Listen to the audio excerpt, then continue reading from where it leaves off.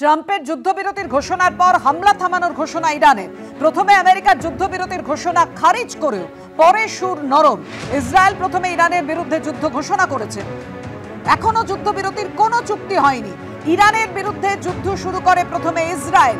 Iran আগ্রাসন থামালে আমরাও আর হামলা চালাবো না, তবে যুদ্ধবিরতি নিয়ে চূড়ান্ত সিদ্ধান্ত পরে জানানো হবে। আপনাদেরকে জানিয়ে রাখি, যুদ্ধবিরতি নিয়ে চূড়ান্ত সিদ্ধান্ত পরে নেওয়া হবে এমনই পোস্ট করেছেন ইরানের বিদেশমন্ত্রী আব্বাস আরাগচি।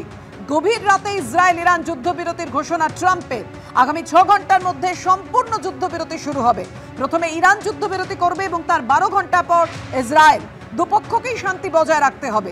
গভীর রাতে পোস্ট করেন আমেরিকার প্রেসিডেন্ট ডোনাল্ড ট্রাম্প। গোটা মধ্যপ্রাচ্যকে ধ্বংস করে দিতে পারত এই সংঘর্ষ।